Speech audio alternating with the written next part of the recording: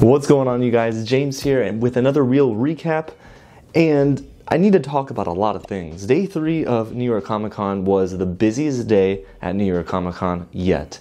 Yeah, of course, days 1 and 2, like you saw in my video, I was going around the showroom floor and I was looking for cosplayers to take photos of. I was getting videos of exhibitions and activations, and it was a blast.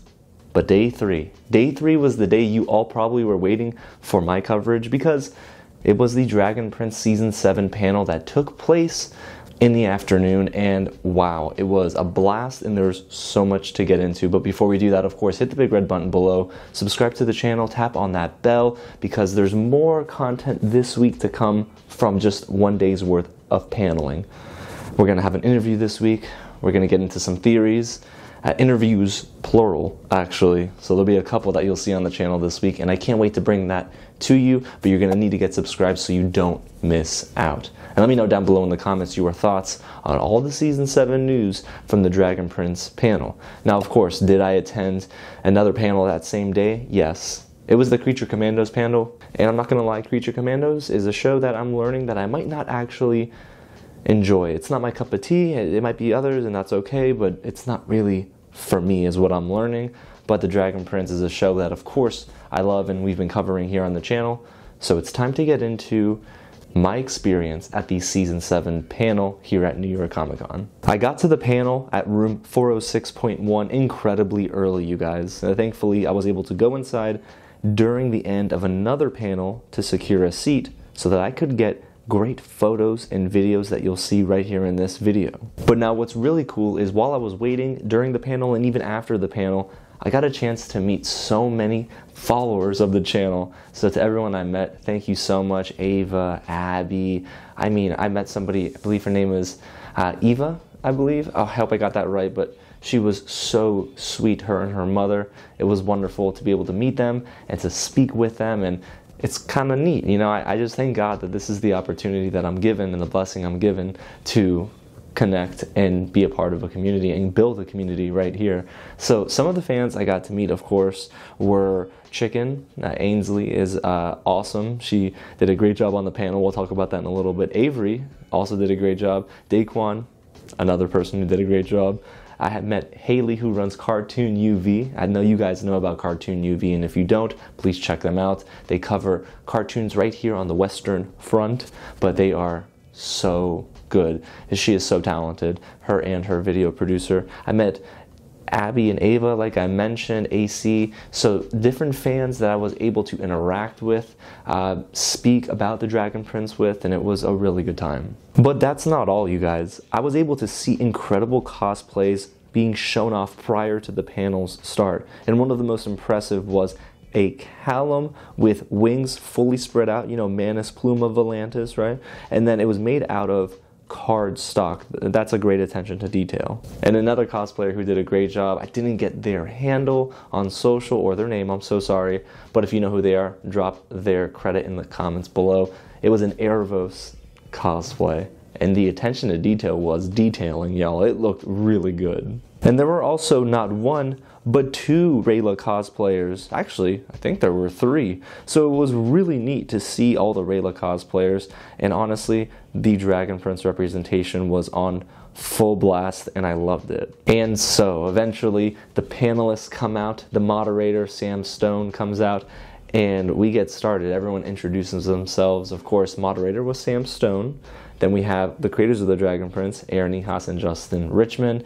We have Avery Marie Ainsley, who's known as Chicken, Daquan Foster, and we had a special guest that I didn't know would be there, but voice actor for Sol Regum and legendary voice actor in general, Adrian Hugh. And what I really loved to see was that the room was full to capacity once the panel began, and that just goes to show that the fans will show up. And I loved how they also began to go across the panel before they got into any Season 7 news and had each person discuss what the Dragon Prince meant for them. Now, each person on the panel, of course, not everyone in attendance, but a really touching moment to kick off the day was Avery's testimonial about how the Dragon Prince impacted her life. And let me tell you, what a great impact that's had on her life. She cried a few times, and it was really sincere and genuine. But then we transition to the What's Next segment, and Aaron and Ehasz kicked it off with discussing how Arcs 1 and 2 came to be and the production process along with Netflix's approval process. And the root of this conversation was thanks to great word of mouth, fan support, interest, and pushing hopefully Netflix to get them to be greenlit past season 3, it happened, right? So now we're hoping Arc 3 seasons 8 through 10 will get a similar treatment because don't we want seasons 8 through 10? I know I do. And speaking of Arc 3, Aaron commented on what we could expect. He said officially he cannot confirm that it has been greenlit or anything has been moved as of now. But he did provide more insight into the process of how we could get in Arc 3, and I'm going to read off my notes here. It says, the ending of Season 7, of course, will provide a more organic reason why an Arc 3 should exist. So there's a hint towards something new, which is cool. Reminds me of the whole Season 3 to Season 4 period of time. And then more news in the coming months will be revealed about Arc 3, which is cool. I mean, that means we have something to look forward to. I know he said coming month, so probably sometime in January or February, I'd imagine. And if Season 7 defies Netflix's expectations, which we don't know what their expectations are right now, they'll greenlight Arc 3 without any question. So it's up to us, I guess, as well as fans, to push the ledger forward and hopefully get Netflix to give us the saga. And then shortly afterwards, a brand new poster was revealed first to those in attendance and then thrown out there for the public afterward. The poster shows Ehasz holding the skull of Sol Regum, and I'm sure Adrian, he was like, come on, bruh, for real? But it was very ominous, and there was a hidden image within the poster. If you zoom in and turn that brightness up, you see Leola. Yep. Yeah, Ehasz can't escape that, man. Yeah, he's living with that burden for sure. Then Aaron and Justin teed up a sneak peek at Season 7, and they showed off Episode 1, you guys. Oh yeah, all 24 minutes of Episode 1 was shown off, and nothing was kept out of this episode. And I know that for a fact, y'all. So it was really cool to see the first episode in its entirety. So I know I posted on my X account all the details of the play-by-play, which you might have already seen, but for those who don't have X, I'm going to go through the details right now. It opens with Cosmo having a monologue in the beginning with Astrid, and then we transition to Ehasz being shown almost immediately afterwards, and let's just say Claudia seems fully on Team Ehasz by this point as Ehasz is describing his plans. Now again, I'm trying to not reveal everything, right? So I didn't want to have the whole lines of dialogue, and I didn't even try to write it down, and no filming or recording of any sorts was allowed, so I don't have like a voice note to refer to. I'm not doing that. But shortly after these moments, we get our intro, correct? So in the cold opening of this intro, we see Claudia. Oh, right? We figure Claudia's going to turn into stone. Oh no. Ehasz picks up Claudia, has her in the palm of his hands, and, well, she doesn't turn into stone. Instead, I think this alludes to what I believe is happening, which is Claudia is fully Team Ehasz, and no one can stop her, not even Terry. The episode title is revealed to be Death Alive, which is, ooh, boy, because Ehasz is back, yo. Ooh. And then we get a moment with Ethari, who's in the Silver Grove, and he does have a line or two, but he finds out that Runan is alive. But he's denying this, which is pretty insane. But I get it because he's probably like, nah, I've been grieving for so long and he's alive? Then eventually we transition to Runan, Rayla, and Lujane together. And Runan wants to go out and, I guess, explore more or go find Ethari, but they're saying you need to rest. So eventually Callum and Rayla exit the room and they're talking about what's going on in Catullus. And Rayla's encouraging Callum to go to Catullus and figure out if his brother, Soren, and all the others are safe. But Callum doesn't want to leave Rayla again. He even says this, and I quote, I don't want to be separated again. So sweet. So how does Rayla reassure him? They kiss. And it was such a tender moment for these two. Then we transition back to Team Ehasz, and Terry is trying to convince Ehasz to let Claudia and him leave. Terry's like, hey, we fulfilled all your, what you wanted us to do. Can we go now? And Ehasz is like, homie, clock in that overtime. It's time to put in the work and destroy everyone except for us. Not great. So Claudia asks the golden question on her mind, hey, can you bring back my dad? And Erebos says, I cannot bring back Viren. However, Erebos mentions Viren is in the in-between, which is like, I guess, limbo between when you die and where you go after you die in the show.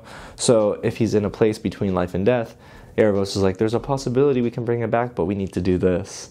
Of course Erebos is playing Claudia. Of course. Erebos gives Claudia a staff that is, I believe, infected with the corrupted sun seed, so she has something for her journey. And then Callum flies into Catullus, so we just kind of transition. We're going scene to scene here, and I love how when Callum lands, he's observing the destruction of Catullus, but we're living in this moment. We're not exiting. Catullus isn't being rebuilt. No, ashes are falling from the sky. Still. Then Callum begins crying as he picks up a plushie, and he's apparently incredibly sad. And then Soren shows up and apologizes to Callum, and they're crying and bawling their eyes out, and they hug. I know about this scene and something that went on with the scene that makes it even more emotional. I'm not going to reveal that unless somebody says I can when the time comes, but this was a really, really sweet moment. I mean, like, mamma mia. So then we transition back to Team Erebos, and Erebos says they need a moon primal stone, and it might take a century, or they can make one. And of course, if you gotta make something that might take a century, you're cutting corners, and this is bad news. But Claudia mentions the puzzle house where they can find this ingredient, and Corvus and, well, actually, let me not jump ahead there. So, yes, Claudia mentions that, hey, I know where I can find these ingredients. She seems so giddy, but Terry seems worried. Then back in Catullus, we see Corvus and Soren hugging it out, and the crowd went absolutely nuts. Astrid then is the next person we see, so they transition to Astrid, and Cosmo and Astrid says that Erebos intends to release the land, release the dead into the land of the living. And she's saying all this in front of the Elder, Celestial Elf. Yeah, but the Elder says, yo, we ain't gonna be the ones to spoil this news. We're done with that. Sorry, we're staying neutral. We're Switzerland.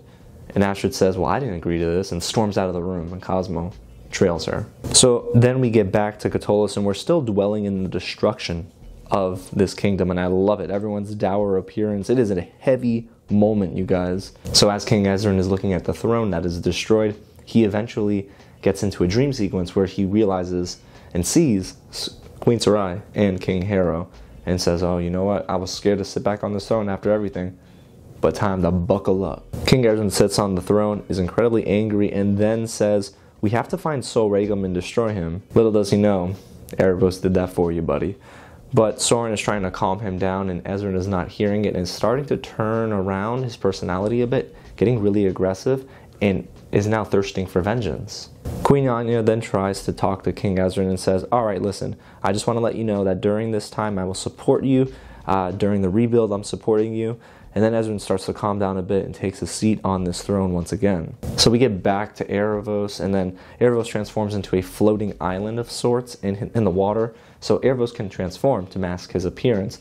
So then his spirit form sort of just projects on land, and he's normal size, but he can also transform there too. So eventually he transforms into a human version of Erebos, or just a human that Erebos is controlling, and tries to, what do I even write here? Oh my gosh.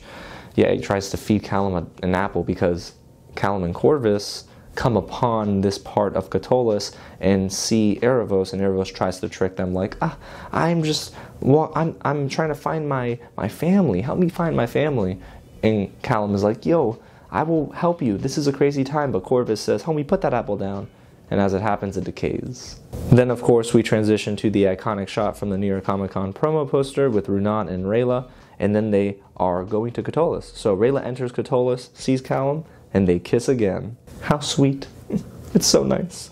So Runan is observing the destroyed remains of Catullus when King Ezran spots him and says, excuse me? Points at him and shouts, this is all your fault. And then says, you killed my father. Ezran says he wants Runan arrested, and Runan says, yeah, you know what? I did kill King Harrow. So Soren goes and arrests him. Now we're seeing the scene from the release date trailer at the end of this episode where Cosmo and Astrid are together. Astrid takes off her blindfold, and Cosmo says, all right, you're going to do it, aren't you? So you know what? I'm going to let you go, but before that, I'm going to tell you everything I know. And that's how the episode ends. Well, not before. Astrid says, I am going to Catullus. Boom, fade to black, we're done with episode 1. It was pretty good. Then there was an open Q&A where fans got to ask questions, which was really nice. And during the Q&A, it was revealed that the soundtrack for Season 6 is being worked on, and that Season 6 and 7 might be released together. So I love that because Frederick Weidman's score for the show is really, really good. So afterward, everyone is chatting. It was really nice to see Justin and Aaron spend time with fans. I think that's a really important part of this entire process, and they definitely were, making sure everyone got some FaceTime, and I think that's really cool. And then afterwards, they gave me the opportunity to interview both of them, which that interview is coming this week, so you're not going to want to miss out. Again, you got to get subscribed so you don't miss out on this week's interview with them. And it was an amazing interview. All I got to say is that there are some things in here that might make you a little antsy for Season 7. And that is my experience with Day 3 at New York Comic Con at the Dragon Prince panel. It was so fun. So I'm really glad that we were able to just talk all about that. And hey, if you don't want to miss out on more Dragon Prince news this week, because it's going to happen, hit the big red button below, subscribe to the channel, tap on that bell, and let me know in the comments what you think about everything you just heard. I'm thrilled that I was able to be in the room, and it's such a blessing, and I cannot wait to maybe do this again for Arc 3. We'll see. But y'all, that's all I got. I got more stuff to edit, so again, stay tuned. Thank you for your support. It means the world to me. God bless you guys, and I'll catch you at the next screening.